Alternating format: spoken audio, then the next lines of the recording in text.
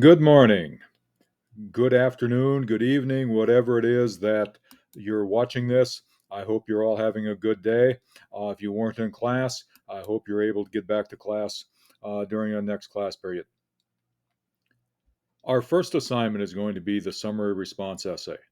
I think being able to take other people's ideas and fairly summarize them and then develop a cogent response that either supports or refutes their ideas is an important part of living in the year of our Lord 2022.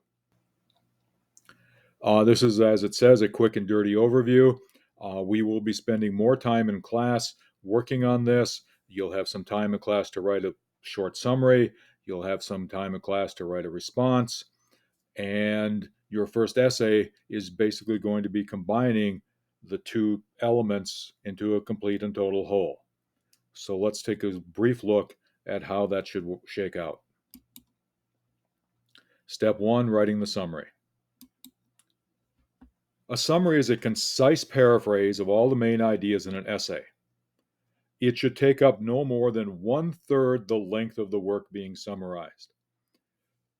I think it's important here to understand that if you're going to summarize a 200-page book, you should not have to go and do that in 65 pages. All right. No more than 1/3. That's a max. We're dealing with Green's essays. So basically, we're looking at 3 paragraphs maybe. Summaries should be short. The response in a summary response essay is the key element. It's the element that you should focus most of your time. And I'm going to phrase it this way. In the paper that you turn in, the summary should be 1/3 the length of your paper. The response should be 2/3 the length of the paper.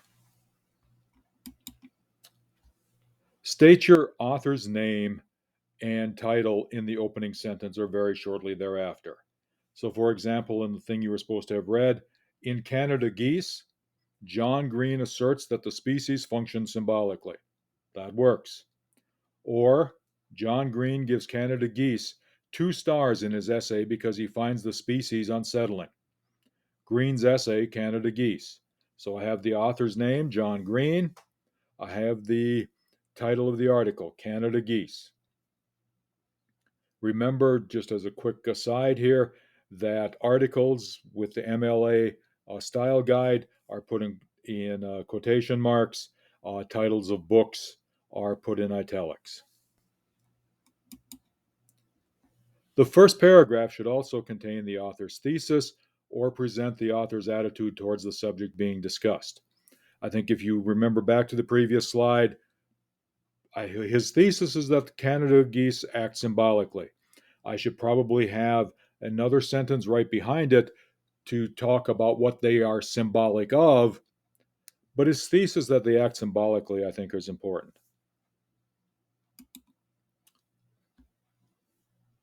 Each point in the summary should have the same proportional treatment that was given in the original.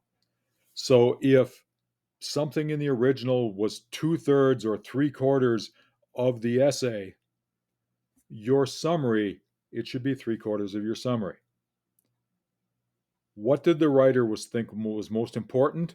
You spend in the summary explaining more time on what he thought or she thought was most important. When you get to the response, if you think that the things that were less important in the essay were the biggest selling points or the biggest weaknesses, you can change that all around in the response.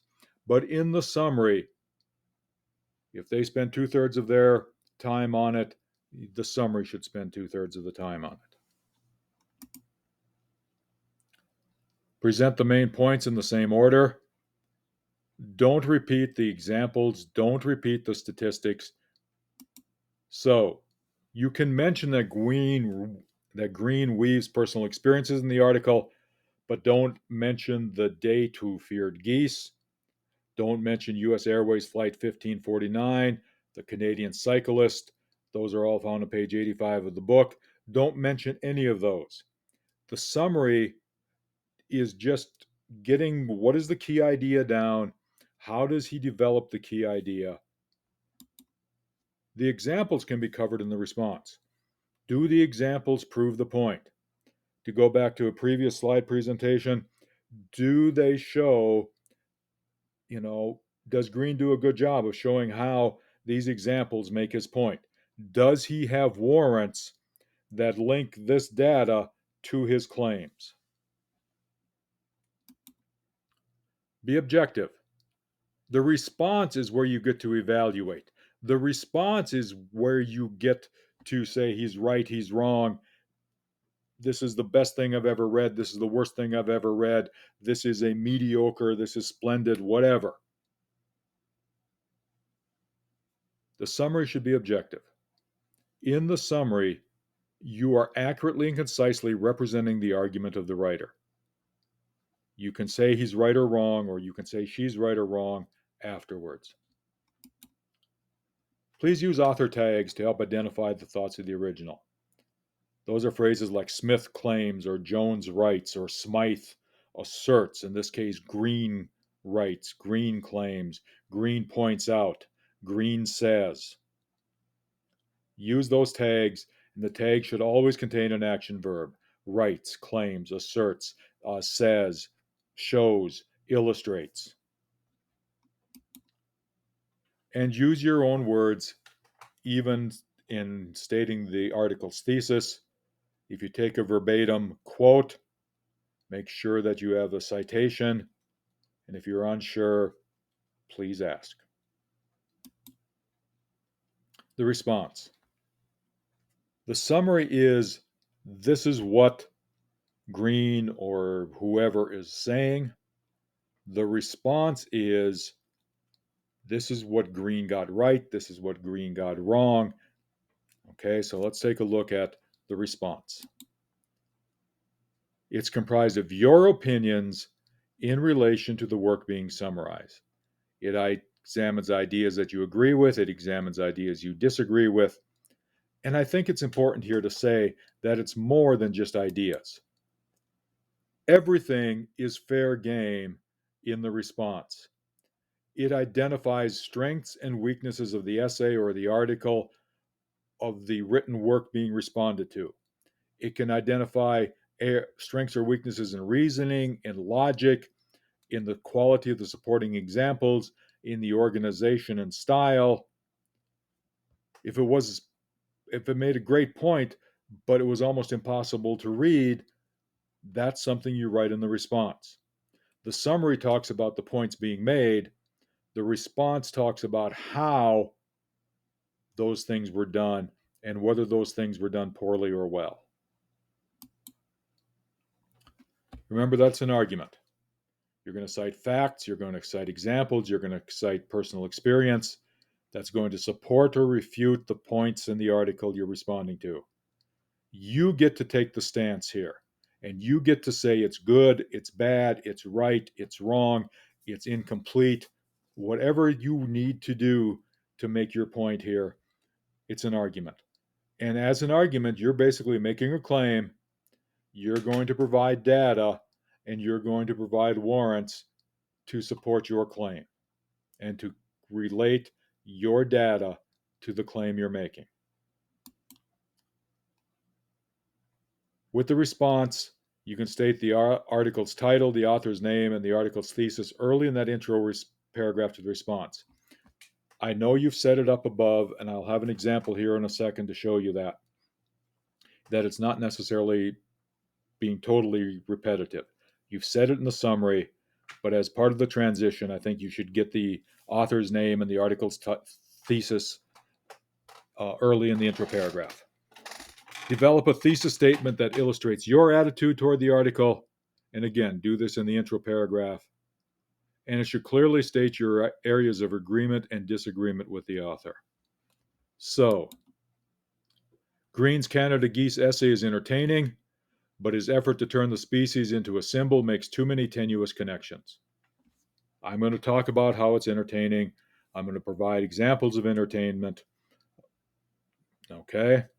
I'm going to talk about how he turned it into a symbol, what he did to turn it into a symbol, and then I'm going to talk about the connections and explain how and why those connections were tenuous. And perhaps I'm linking the symbolic and the tenuous connections into different little chunks after I deal with the entertainment. But again, you notice I've got the author's name, or at least his last name, and I've got the title of the article, and I've got my stance towards the article. This is an intro sentence for your response, and it basically should give you enough to work on as you go through your response. First of all, please, this is a don't. Don't write another summary. Don't regurgitate the key points of the article. Don't do that. Write a response. Engage with the article. Don't repeat the article. Use examples. You can paraphrase. Okay. You can quote. You can perhaps summarize it's symbolic because XYZ, for example. Support your analysis. And again, use the author tags so that you can identify the thoughts of the original author and distinguish the author's ideas from yours. Make sure it's Green writes, but, and then give your idea. Green asserts XYZ, however, and then go from there. And the response body paragraph should support your thesis. I think that should be a given. But again, don't contradict yourself. Don't contradict your thesis. And end the essay with a strong conclusion that restates your thesis and brings your thoughts together in a final comment about the text. Those of you who like a checklist, here's one. Again, mention the author's full name and the article's thesis in the first paragraph. Author tags, state your thesis and claim at the start of the response. Provide details and explanations. Include evidence from the text.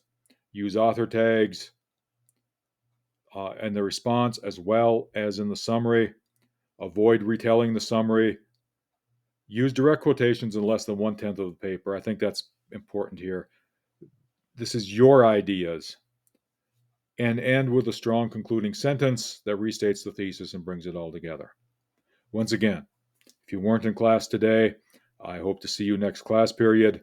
I hope that all of this rambling, all of this one-take stuff at least gives you a good idea of what the summary and response is all about. And if you have questions, please remember that most class periods will begin with one question, one comment. Ask your questions about the summary response paper. Again, hope to see you next class period. Hope you have a wonderful day.